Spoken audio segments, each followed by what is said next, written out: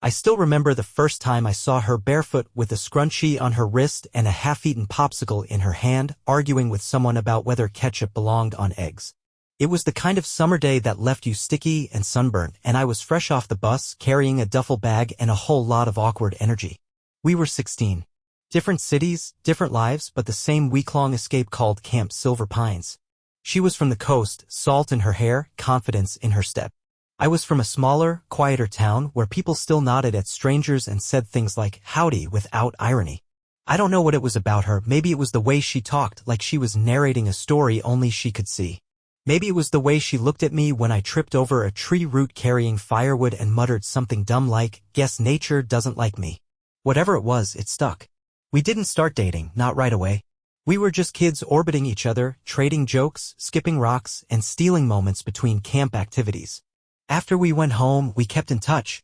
Postcards at first, then long emails, and eventually texts that turned into calls that lasted hours. You don't expect to fall in love over time zones and study schedules. But we did. By the time we finished high school, she'd applied to the same university I had, said it had the best program for what she wanted to study, but we both knew I was a factor. I didn't fight it. I liked being a factor. Made me feel like I mattered in someone's life. We moved into the same dorm our freshman year. Separate rooms, but close enough to swap leftovers and cold hands during winter walks. Sophomore year we were official, junior year we were inseparable, and by senior year we were sharing an off-campus apartment with a leaky faucet and a stray cat we never technically adopted. And then came the question. I didn't get down on one knee in front of a crowd. No viral videos. Just us on a quiet bench outside the library where we used to study together, me holding a ring that had taken me 6 months and 2 part-time jobs to afford. She cried. I smiled. It felt like we were signing the lease on forever. We started planning the wedding that night. 3 years we planned. Not because we wanted something massive, but because we wanted it right.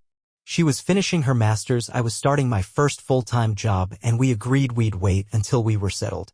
We made Pinterest boards, debated cake flavors, and built a playlist that could have doubled as the soundtrack to our lives. Our parents adored each other. Our friends had bets going about who'd cry first at the ceremony. Everything was in place. And yet, something shifted. At first, I told myself I was being paranoid. After all, people change, life gets busy, nerves build, stress cracks the seams. But there was something in the way she started locking her phone more often, the way her laugh changed when I walked into a room, like she'd been someone else before I showed up. She started getting texts at night. Quick glances, hushed smiles. It's just Sarah from work, she'd say. Or group chat stuff. You know how they are. But I didn't know. Not really. Because Sarah didn't make her blush. And she never used to silence her notifications before. She started working late, nothing unusual at first. Teaching practicum, lesson planning, campus meetings. But she came home quieter. Distant. Like someone had unplugged her and forgotten to turn her back on. She stopped leaving her phone around the apartment. Used to be it'd be on the kitchen counter or charging next to the couch. Now it was always with her bathroom, laundry, 5-minute trips to the car. It followed her like a shadow. I noticed. Of course I noticed. But I said nothing. Because when you've spent nearly a decade building a life with someone, your first instinct isn't to burn it down. It's to fix the cracks. Patch the roof. Pretend the drafts are just part of old house charm. So I played along. Smiled when I wanted to scream. Said I love you when I wasn't sure who I was talking to anymore. I told myself it was just cold feet. Pre-wedding jitters. Maybe she needed space, maybe I was crowding her. I went out of my way to be supportive, made dinner, gave her back rubs, asked about her day even when her answers were a series of vague, it was fine, And still, I knew. I didn't have the details. No receipts, no lipstick-stained collar cliches. But the gut doesn't lie. And mine was screaming in a language I'd learned to ignore. Until one night, I came home and heard her on the phone. I wasn't trying to eavesdrop, I swear. I just walked in quietly. She didn't hear me. She was in the bedroom, door cracked open, laughing. That laugh? The one I hadn't heard in weeks. Not with me. She said his name. I won't say it here. It still tastes like rust in my mouth. She said things I can't forget. Things that weren't meant for my ears. Things that sounded like secrets whispered against skin that wasn't mine. I stood there, holding a bag of groceries, and felt like the ghost of a man watching his own life from outside the window. Still, I said nothing. Because the wedding was weeks away. Because guests had RSVP'd. Because deposits were paid and family was flying in. Because pride's a funny thing, it keeps you standing when your heart's already kneeling. I told myself, let her have her performance. Let her wear white and walk down the aisle and smile like she means it. Let them all watch. And when the time comes, let them hear the truth. I didn't sleep much after that night. I started keeping notes. Quietly. Saving little things, moments, pieces of proof. Not for court, not for revenge, but for clarity. For sanity. I looked in the mirror and practiced the speech I'd deliver. Not at the reception. At the altar. To her. To everyone. Because sometimes silence isn't grace. It's surrender. And I wasn't about to surrender what was left of my self-respect. Not without a fight. They say the devil's in the details, and I swear, it's also in the way someone suddenly starts taking longer showers. You notice things when you live with someone long enough. You know their rhythms, their coffee preferences, the way they breathe when they're asleep. So when those rhythms change, when that coffee goes untouched, or when the bathroom door gets locked every time she's in there, you take note. It started with her phone. She used to leave it on the charger by the bed. Now it was always face down. Silent. Sometimes it was in do not disturb mode, sometimes it buzzed while she was in the shower, and when I asked, she'd say, work stuff. Every time. I remember standing in the hallway once, watching the screen light up with a name I didn't recognize. Just a first name. No emoji. Nothing to suggest anything, except everything. I didn't confront her. Not yet. Instead, I did something I'm not proud of. I started pretending. She'd come home with that tired look on her face, and I'd say, rough day? Knowing full well she hadn't been at work all day. I cooked dinner like always, sat across from her while she smiled politely and picked at her food like a stranger trying to be polite at someone else's family reunion. She started wearing perfume she'd never worn before. Different clothes. New underthings I noticed because they were the kind you buy when someone's going to see them. And it sure wasn't me. I started sleeping worse. Woke up in the middle of the night once and saw her on the couch texting someone. She told me she couldn't sleep. Neither could I, apparently. She started hanging out with coworkers after school. A couple times she came home with her makeup smudged, hair a little too tousled to have just been from laughing with the girls. One night she came back smelling like cologne. Said a guy hugged her goodbye. I didn't ask why the scent lingered like it paid rent. And still, I said nothing. Because I wanted her to dig her own hole. And she was doing a fine job of it. We kept planning the wedding, if you can believe it. Cake tastings, dress fittings, meetings with the photographer. I played my role. Smiled. Nodded. Posed for pictures. I even helped pick table runners. All while knowing she was seeing someone else. There's a strange clarity that comes with heartbreak. You stop romanticizing people. You start observing them the way you'd study a stranger in an airport, with curiosity, with distance, and without the urge to save them. At one point, I thought maybe it would pass. That maybe I was overthinking everything. That maybe she was just stressed or having some kind of quarter-life crisis. People panic before big life events, right? But then came the night that confirmed it. We were out having dinner, nothing fancy, just a local spot we liked. She was quiet all evening, texting under the table. I was watching her more than I was eating. She laughed at something on her screen, not at anything I said. So I asked casually, what's so funny? She blinked. Froze. Then smiled and said, just Sarah. You wouldn't get it. Except she'd said he earlier that day. He said I should watch that show. I didn't bring it up. Just tucked the detail away like a playing card. After that dinner, I started preparing. I didn't need her to confess, I needed a plan. I began printing things. Screenshots. Phone logs. I made copies of anything that seemed out of place, receipts, location pings, the weird email she accidentally left open once with a hotel reservation in a town she wasn't supposed to be in. I built a digital file like a prosecutor prepping for court. But not for court. For the ceremony. For the real vows. I thought about confronting her privately. Telling her I knew. That we didn't have to go through with it. But part of me, the part she'd stepped on with her lies, wanted her to feel it. Not just me. Her. Him. Everyone. So I kept going. Like an actor in a slow-burning play. And honestly, I got good at it. Too good. The final straw came 2 weeks before the wedding. I overheard her on the phone late at night. Our bedroom window was open, summer breeze drifting in. She was out on the porch. Talking to him. I couldn't hear everything, but I caught enough. I wish it were you at the altar, she whispered. And just like that, my last illusion shattered like cheap glass. You'd think I'd lose it. Scream. Rage. Break something.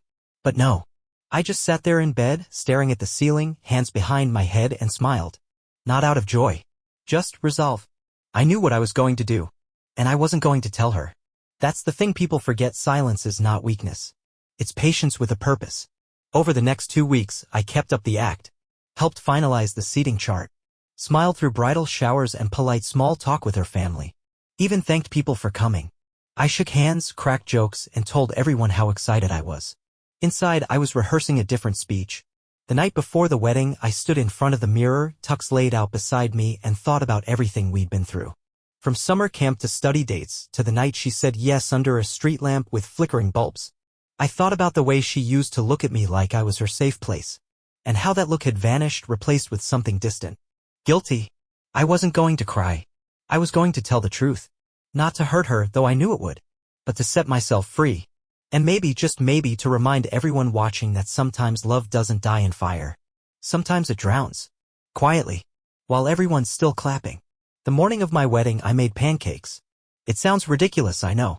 But there's something about going through the motions, about pretending everything's fine, even when you're about to turn your life into a courtroom drama with a dress code.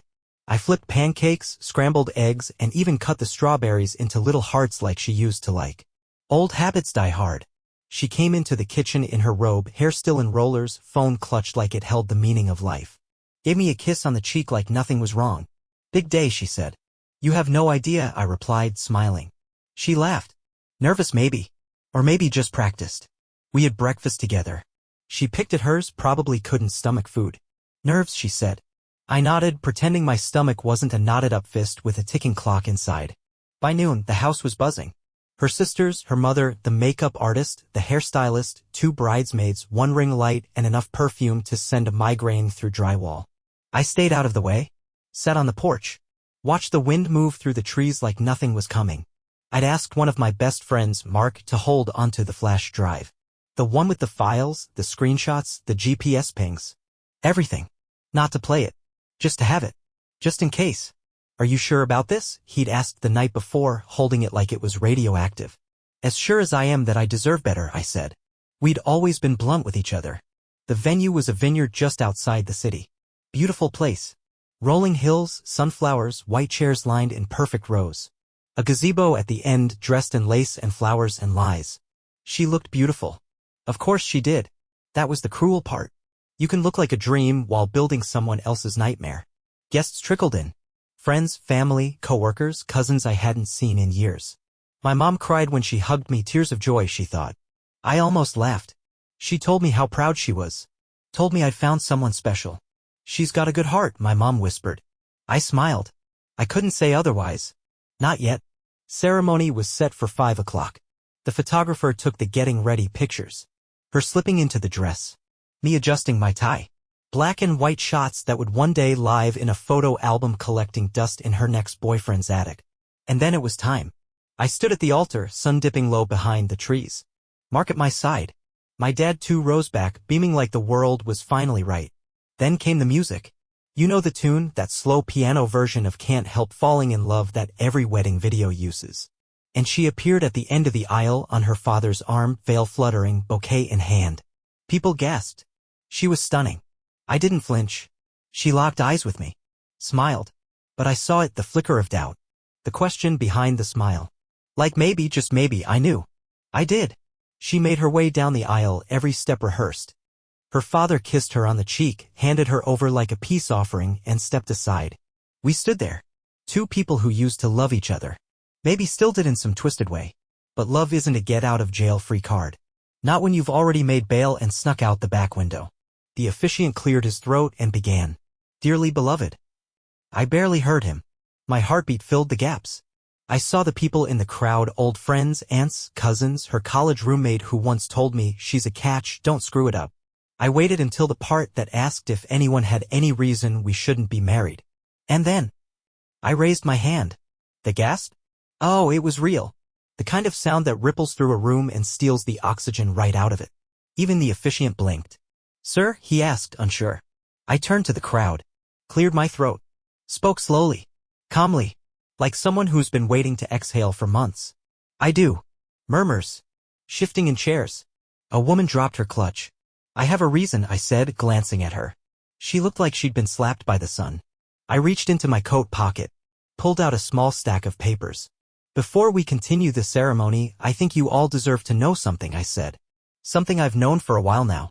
She tried to speak, but I held up my hand. Please, just let me finish. People were leaning in.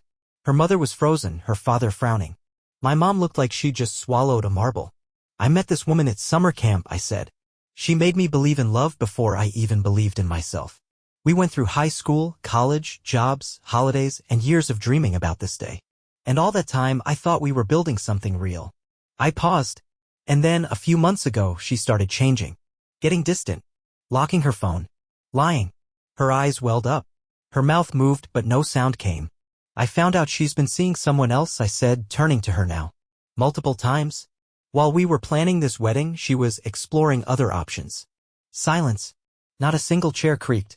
I didn't say anything. I wanted to give her the chance to stop. To be honest. To come back to what we had. I looked out at the crowd again. She didn't. I dropped the papers onto the table beside the officiant. Proof. Dates. Screenshots. Just enough. She can say it's not true. But I've got more than enough to know it is. Then I looked at her, my almost wife. You didn't just cheat on me. You stole my time. My trust. My peace. Tears now. Full on. Makeup slipping. She shook her head, mouthing no, no, no, like she could rewind the tape. I turned back to the guests. I know this isn't how a wedding's supposed to go. And I'm sorry to all of you who came here to celebrate. But I won't marry someone who didn't have the decency to be honest. I stepped down from the altar. Thank you for coming, I said, nodding to the crowd. Drinks are still on me. Mark followed me out. Behind me, she sobbed. Said it was a lie. That I was twisting things. That none of it was what it seemed. Some people believed her. But most didn't. You can tell when someone's been caught. And let me tell you, guilt doesn't wear white very well. I didn't go home that night. Well, we didn't. Me and Mark ended up at his place, sitting in lawn chairs on the back porch like we were retired old men who'd just declared war on a wedding industry. He handed me a beer and said, "You all right?" I gave him a look that said, "Do I look all right?" But I appreciated the question. I stared at the sky for a while. Funny how after an explosion like that, the stars still show up. Like the universe didn't get the memo that someone's whole life just flipped inside out. My phone buzzed. 21 missed calls. 14 texts. Her name. Over and over. Some said please. Others said, "Why are you doing this?" She knew why. So did I. Eventually, I turned my phone off and set it face down on the porch railing. I didn't need more noise. Just needed quiet, the kind that hurts a little less than words do. Around midnight, Mark's wife came out and hugged me without saying anything. That meant more than most conversations I'd had in months. She left a blanket on the arm of the chair and told us not to wake the baby. And just like that, I found myself under a fleece throw, sipping flat beer, watching the night spin without me. The next morning, I woke up on their couch, my neck at a 90-degree angle and my dignity still somewhere in a tux pocket. I checked my phone. More messages. This time from her parents. Her mom, "Please call." We didn't know. She's devastated. Her dad, "You humiliated our daughter. But if this is true, we need to talk." Even a message from one of her bridesmaids, "Why didn't you say something before the wedding?" I had. Just not with words. I spent that Sunday dodging calls, deleting messages, and thinking through everything I still hadn't said. But I'd said enough. Publicly. Honestly. Loud enough that the silence that followed was more meaningful than any argument. She showed up at my apartment 2 days later. Knocking. Crying. I didn't open the door. Instead, I spoke through it. "Don't. Just don't. Please," she said, voice cracking, "can I just explain? I think we're past explanations." She paused. "I made a mistake." "No," I said. "You made a series of decisions. That's different." She sobbed on the other side of the door. I stood with my hand on the knob, jaw tight, heart trying to talk me into forgiveness. But the truth was I'd already grieved her. I'd already buried the version of her that loved me. And no resurrection was coming. Eventually she left. I heard the click of her heels walking away. A sound I'd once loved. Now it sounded like betrayal in stilettos. Word got out, of course. People love drama more than wedding cake. I got texts from old friends, people I hadn't heard from in years. "You really called her out at the altar? Dude, you okay?" Legend. Legend. That made me laugh. I wasn't trying to be a hero. I was just trying to survive. But still. I'd be lying if I said it didn't feel good hearing people say they'd have done the same. That I wasn't crazy. That I'd done the hard thing with grace, or at least with restraint. She, on the other hand, did some damage control. I heard through the grapevine that she told people I was insecure. controlling, that I'd fabricated everything. But stories don't stand up to facts. And when a few people asked me directly, I showed them just enough. Not the intimate stuff. Just the truth. And that was more than enough. The hardest part wasn't losing her. It was losing the version of my future I'd built with her in it. All those little plans, weekend breakfasts, Sunday hikes, game nights, growing old on a porch swing gone. Like a film reel someone yanked from the projector mid-movie. I'd walk through the apartment and see her mug in the cabinet. Her books on the shelf. The candle she insisted on lighting every time it rained. Memories didn't fade, they just started feeling heavier. And I let them. Because healing isn't about forgetting. It's about remembering without reopening the wound. One afternoon, a week or so after the non-wedding, I met with her dad. At his request. Neutral place. A coffee shop with music too loud for deep emotion, maybe that was intentional. He looked tired. Older than I remembered. He apologized first. I raised her better, he said. I didn't say anything. She said it was just a mistake. Just once. I met his eyes. You don't believe that? He sighed. No. I don't. He rubbed his hands together. I want you to know we're not standing behind what she did. I still care about you. You were going to be my son-in-law. Was I said? He nodded. Then he reached into his coat and slid a letter across the table. I'm not asking you to read it now. But she wrote it. Said it's the truth. You do what you want with it. I took it. Folded it. Never opened it. He stood, shook my hand, and said, take care of yourself. You too, I said. And that was that. Eventually, I moved out of that apartment. Didn't want to keep living in the echo of something that never quite became. Got a new job, started fresh. Even went to therapy, which, by the way, is not just for breakups. It's for rebuilding the house after a fire, piece by piece, even if you're still carrying some smoke in your lungs. Funny thing is, I don't hate her. That'd be too easy. She made a mess, yeah? But I stayed in it longer than I should have. Played along. Pretended. I own my part too. And that's how you start healing. Not by blaming. But by choosing something better. Not someone better. Just a better version of yourself. There's a moment after all the dust settles when you catch your reflection and barely recognize the guy looking back. Not because you've changed physically, though I definitely dropped a few pounds from the stress and skipped meals, but because something in your eyes looks older. Wiser, maybe? Sadder for sure. But there's also a sharpness. A clarity. Like you've been through the fire and came out with a new lens for life. That was me about 2 months after the wedding that wasn't. Standing in front of my bathroom mirror, toothbrush dangling from my mouth and thinking, all right, now what? I'd spent weeks just going through the motions. Wake up, go to work, avoid questions, eat alone, sleep badly. Lather, rinse, repeat. The invitations were never sent back, just tossed. The wedding registry was canceled. I gave the venue her new address for the deposit refund. I kept the suit though. Not out of sentiment. Just figured if I ever got the urge to dress up and ruin someone's day again, I'd be prepared. The hardest part wasn't seeing her around. I didn't. It was the way the world expected me to bounce back. People would say things like, at least you found out before the wedding. Or, better now than 10 years and 2 kids in. I get it. They meant well. But pain doesn't come with a scale. You don't weigh heartbreak by how far down the road it happened. It still hurts. I still missed the version of her I thought was real. I still missed the way it used to feel. And that doesn't just disappear because the paperwork didn't get signed. Therapy helped. Yeah, I went. Took a few weeks to build up the courage. Something about sitting across from a stranger and unpacking your pain like it's a carry-on bag makes you hesitate. But I found someone. A woman named Janice. 40-something, wore sneakers with her dress pants and never once looked at me like I was pathetic. She asked me once, what do you think hurt most? The cheating or the pretending? And without missing a beat, I said, the pretending, because that's the truth, isn't it? Cheating is a decision, a bad one, yeah, but it's clear. It's active. But pretending, that's a performance. A slow erosion. It chips away at you while you smile and nod and pour coffee into a mug someone else drank from the night before. That's what stayed with me. That's what I had to unpack. I started doing small things to feel like myself again. Went to the gym. Not to get a revenge body, just to feel strong in a body that had felt tired and used up. I bought new bedsheets. Got rid of the ones she picked out. Bought a bike and started riding again. Something I hadn't done since college. Something that felt like me, not us. I stopped checking her social media. That was a big one. At first, I checked every day. Just to see.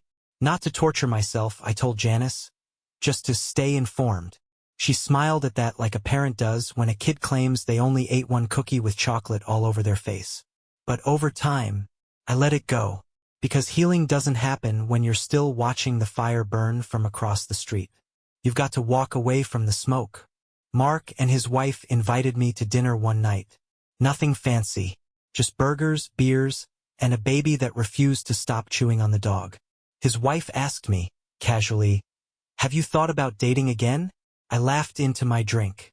Mark said, "Too soon," and I shrugged. It's not the time that bothers me. It's the idea of trusting someone again. She nodded like she got it. "Start small," she said. "You don't have to jump into anything. Just meet people." I wasn't ready. Not really. But I appreciated the nudge.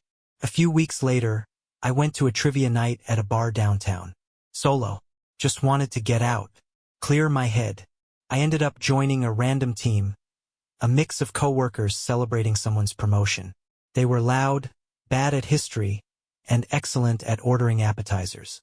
There was a woman there named Nina. Glasses, quick wit, and a laugh that felt unfiltered in a world that filters everything.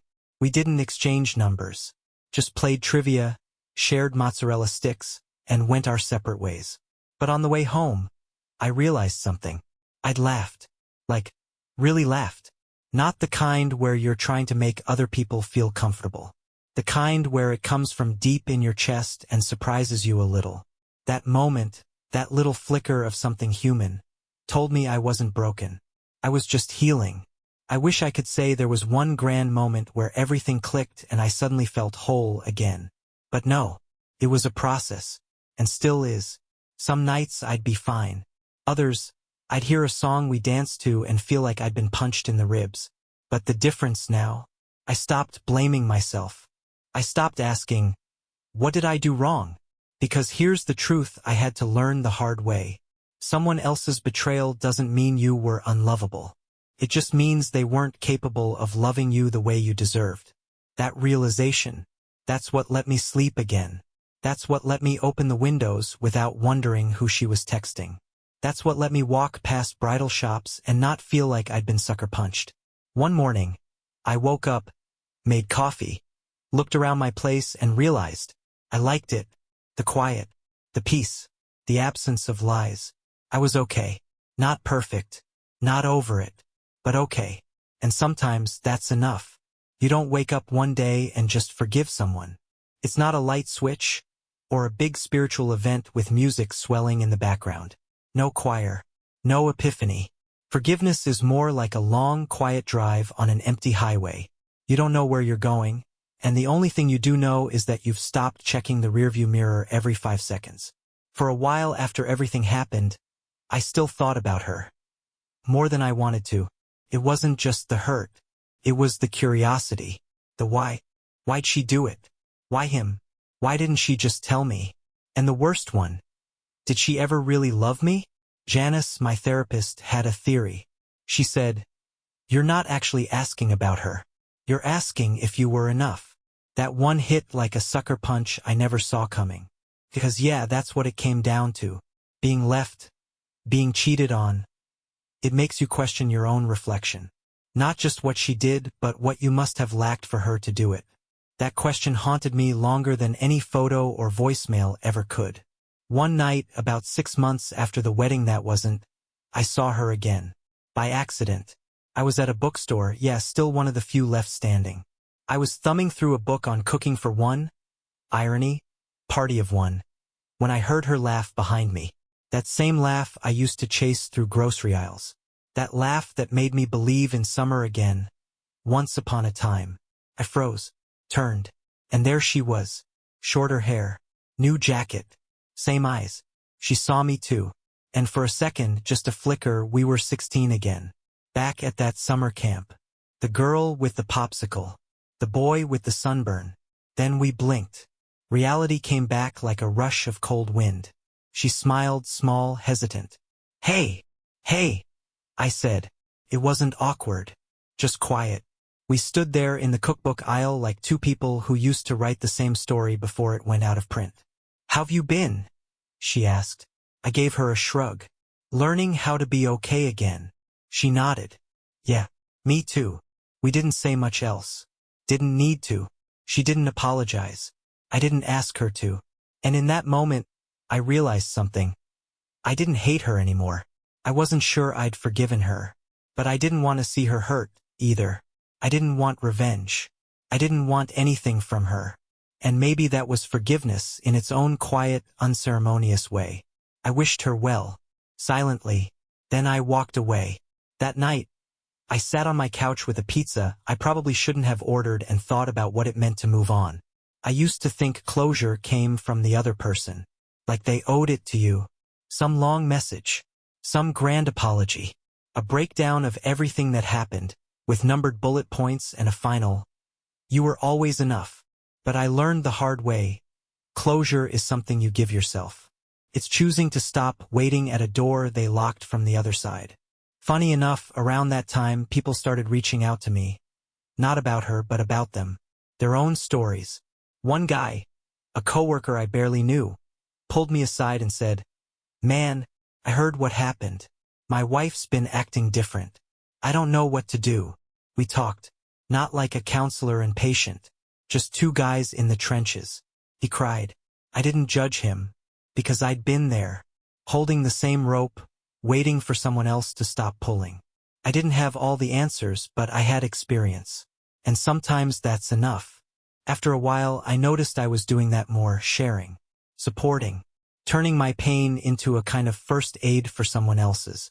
And that felt good. Not in a look at me being noble way. Just human. Like maybe the wreckage served some kind of purpose after all. About 9 months after the wedding that wasn't, I got invited to a friend's housewarming party. I almost didn't go, but Mark guilt-tripped me, so I went. And that's where I met Erin. She wasn't flashy. No dramatic entrance. No movie moment. She just sat next to me on the porch steps, handed me a paper plate of cake, and said, "You look like someone who could use a second slice." I laughed. "You're not wrong." We talked. About books. Old dogs. Favorite rainy day movies. She was easy to talk to. She didn't ask about her. Didn't bring up the wedding. Didn't look at me like a man with caution tape wrapped around him. She just looked at me. And I let her. I'm not going to tell you that Erin healed me. That's not her job. But I will say this. She met me where I was, not where she wanted me to be. She didn't need a fairy tale. Just someone honest. And I could do honest. That I still had in me. These days, I sleep better. I still have the suit. Still have the flash drive. Tucked away in a drawer, probably covered in dust. But I don't think about it much anymore.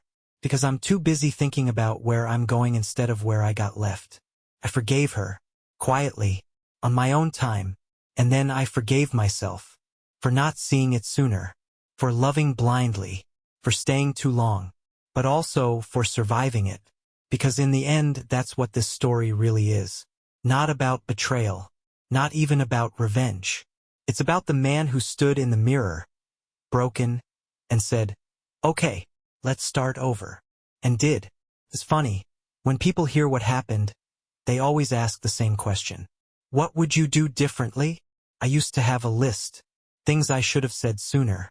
Signs I should have paid more attention to. Moments where I should have walked instead of waiting for her to do the right thing. But now, I don't know that I'd change a thing. Because every time I go back and try to rewrite the story, it always leads me back to the same truth. I needed to lose her to find me. There's a version of me, the one from that summer camp, or sitting outside the library with a ring in my pocket, who would have done anything to protect her, to keep us together, to save what we had.